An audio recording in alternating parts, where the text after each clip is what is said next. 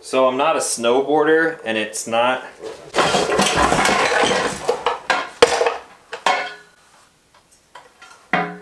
There you go.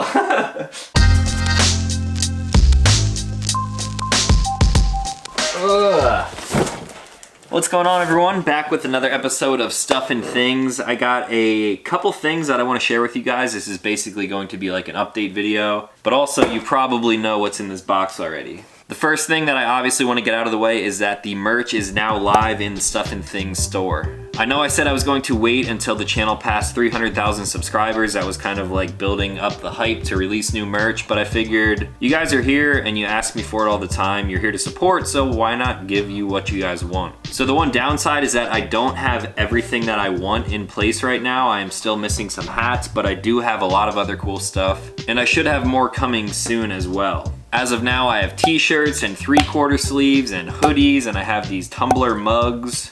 I have all sorts of patches. I have old hats and I have new ones coming in. I have pop sockets. Everything right now is in limited quantity, so if you want to pick something up, I'd recommend doing it sooner than later. I'm not exactly sure how I'm going to keep things stocked going forward, but I have been working on how to get everything out to you guys, so things should run a lot smoother than they did in the past. It was super labor intensive doing all the stuff before, but I have it set up to a way now that it should be a little bit easier, so I'm hoping that once one thing goes out of stock, I can replace it with a new, different item. Whether it's like a different garment, a different design, different colors, stuff like that. Hopefully this thing will kind of keep growing and things will end up being okay. And I hope that you guys like the stuff too. So if you pick anything up, I already appreciate the support immensely. And let me know what you guys think about the stuff that I've been working on. Now for the package. I woke up early to film this video this morning, but this thing did not come until now. It's almost like 5 o'clock in the afternoon now. I'm gonna open it up here first and get it out of the cardboard box.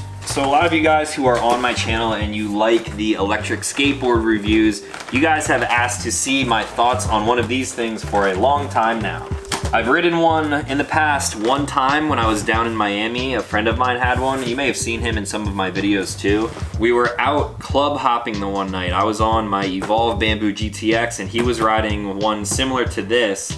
Might have been a little bit drunk, I'm not gonna lie. And I do remember riding it and it was a ton of fun, but I didn't have like a clear, sober mind when riding one. But that's completely besides the point. I ended up buying one and it was an investment and a half. These things are not cheap. Black Friday just passed, however, and they were running a deal, so I figured I guess now is the time to get one. I would be a little upset if they released an even newer one soon, but this thing has got some crazy specs on it. Oh, and it is heavy. Every unboxing video you see of one of these things is basically the same, but yeah, now I got one and I can give you guys my thoughts on it. This is the Onewheel XR. I'm gonna get some of this stuff out of the way quick. I don't think I've ever been so excited to open a toy in a long time. I couldn't tell you the last time.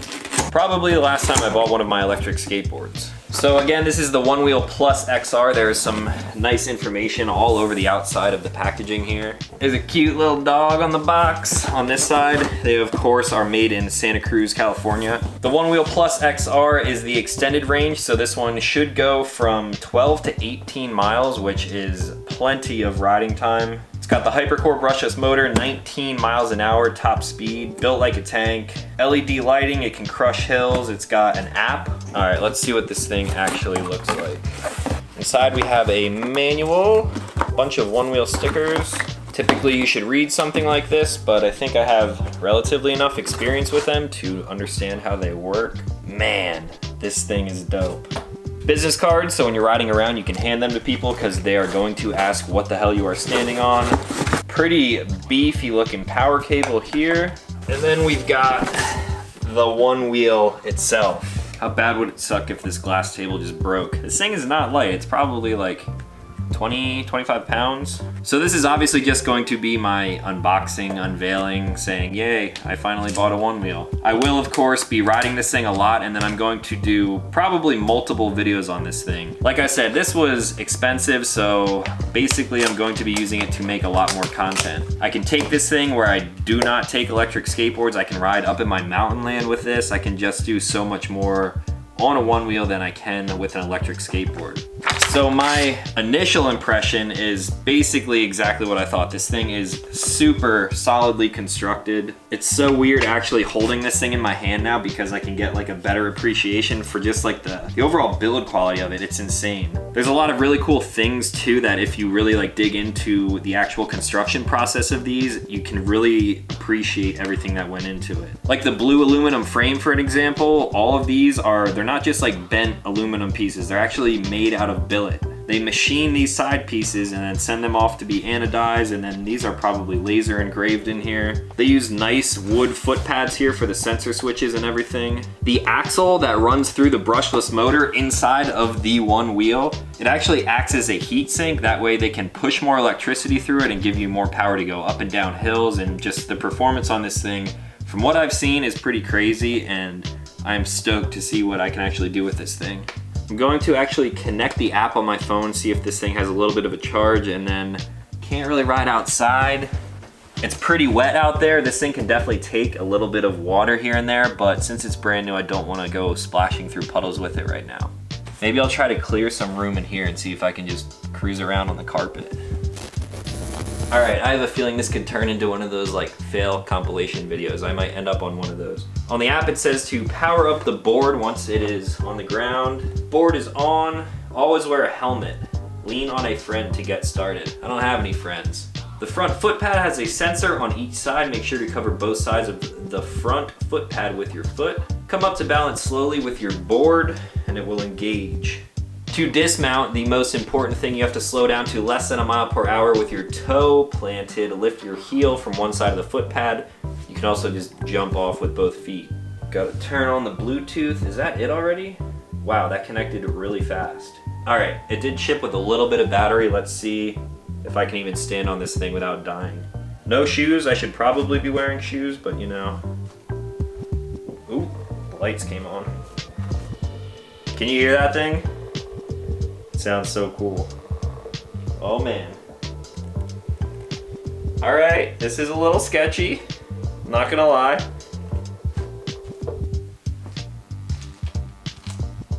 Well, that seems easy enough. Oh, sounds so futuristic. So I'm not a snowboarder, and it's not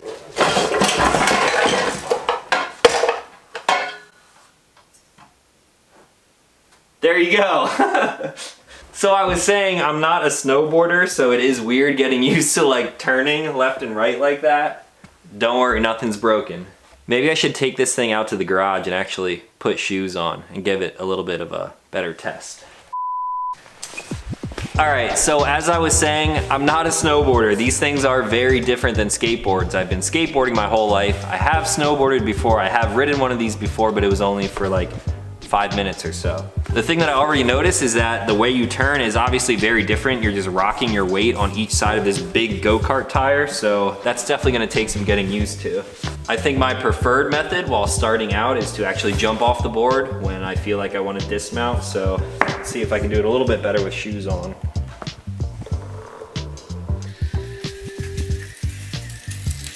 All right, that's a little bit better now. Ooh. I really gotta get the hang of this thing.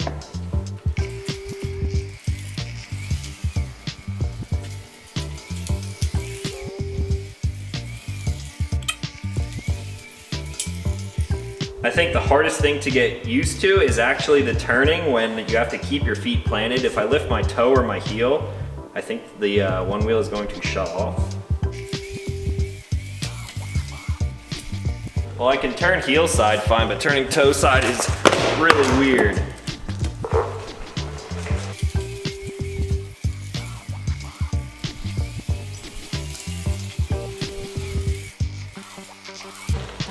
I noticed that the lights change too. If I'm going forward or backward, the headlight or taillight will actually dim and fade to the other one.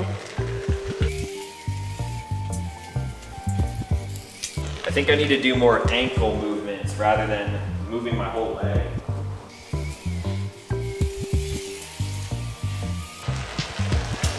All right, starting to get it. It's still tricky navigating tight areas like that. There we go. Dismount worked too. All right, so that's it for this video, I guess. I just wanted to let you guys know that I finally bought a Onewheel. I'm super stoked on it because I don't buy myself stuff like this very often. I'm really excited for when it actually clears up outside and it's not so wet out there. That way I can actually get a good test of this thing rather than just cruising around the garage here.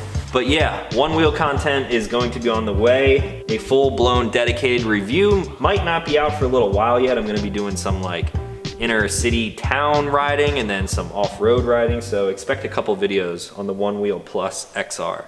Since it is Christmas time, I thought also about doing a vlog every day till Christmas type of thing, like a 25 days of Christmas. So today is December 1st. Maybe we will make that happen. I'm not exactly sure. There will always be Sunday Gun Day and 5-Minute Fridays, as well as other videos on stuff like this coming soon. But yeah, maybe we'll get to see daily videos from now until Christmas time. That's all that I had for now, so if you are new to the channel, consider clicking subscribe. I make new videos every week, and that's going to be all for today. So as always, thank you guys for watching, and I'll talk to you in the next one.